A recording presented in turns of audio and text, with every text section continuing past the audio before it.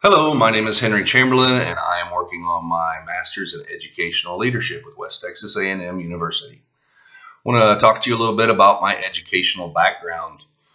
I started at the high school level. Um, I started my first job was as an ISS instructor. I was a credit recovery teacher. I was a baseball coach, and I was a bus driver. I worked at a small school where you had to be able to do a lot of jobs, wear a lot of different hats. Shortly afterwards, I moved somewhere else in Missouri and I became a homebound instructor. And the homebound instructor was really interesting to me.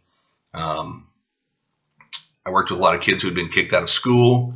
Either they were ill for an extended period of time or they had been kicked out of school for fighting or attacking teachers.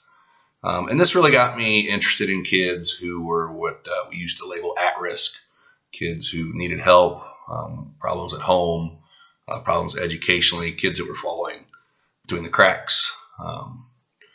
Later, I moved here to Texas, and I had figured out between Missouri and Texas that most of these kids that I had been working with, these at risk children, a lot of their problems started at elementary school. They started early, and trying to do behavioral interventions at the high school age was just too late.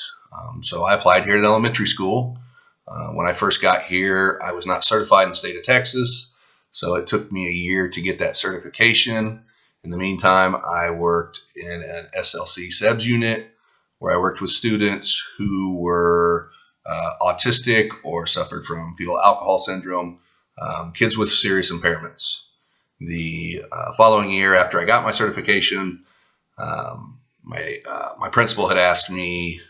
We'd come to an agreement about me becoming an ISS instructor.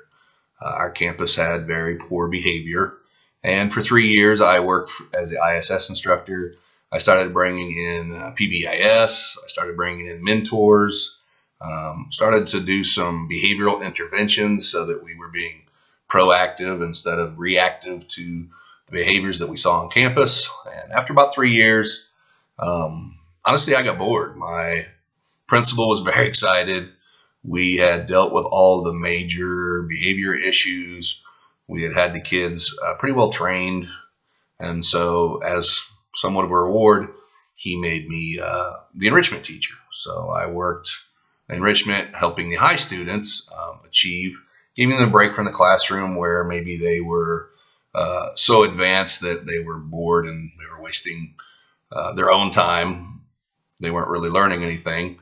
So did that for 2 years, and now I've moved on. I'm going to be a fifth grade science and reading teacher this year.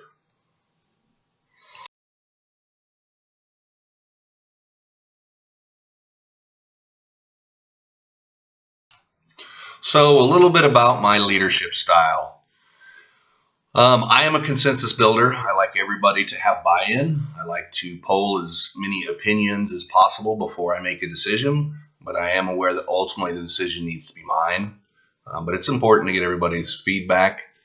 The only time I feel like this is not true is when there is a very specific need or short-term project. I feel like sometimes problems get stuck in committee. We discuss them at nausea, and then nothing really gets done. So there are times where a small group of people just need to go in and get things done.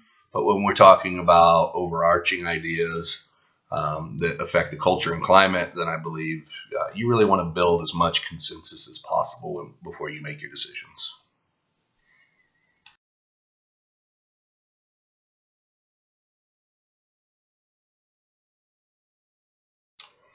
As far as professional development is concerned, if you've been in education for more than 2 or 3 years, you have seen tons of professional development. A lot of times that professional development is cyclical. In other words, it's only relevant for a year or two and then it goes away. And sometimes, quite honestly, it's a waste of time.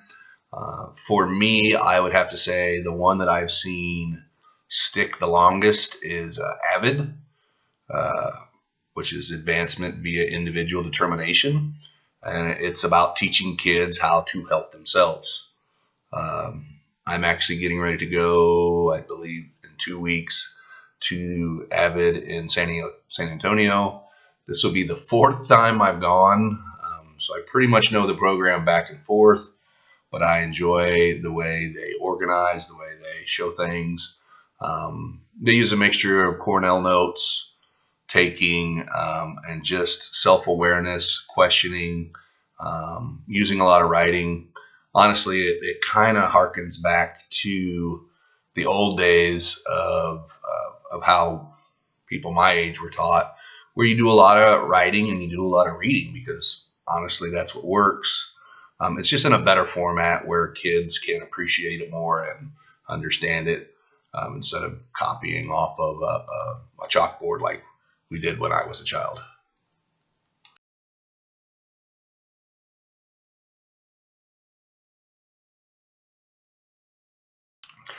As an educator and as a future assistant principal or principal, I understand that reading is very important.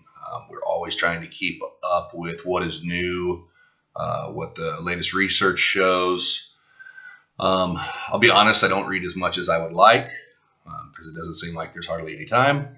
But the last couple of books that I did read that I really enjoy were for classes in the Strand. It was Leveraging Leadership and Leverage Leadership 2.0. These books just tell it how it is. A lot of books that we've read in these classes, they talk about abstract ideas or overarching beliefs or how you should feel. Leverage Leadership really breaks it down day to day, minute to minute. You can tell you're learning from somebody's actual experience. I don't really like learning from people who take this doctoral thesis idea, this overarching idea of what they believe education should be like.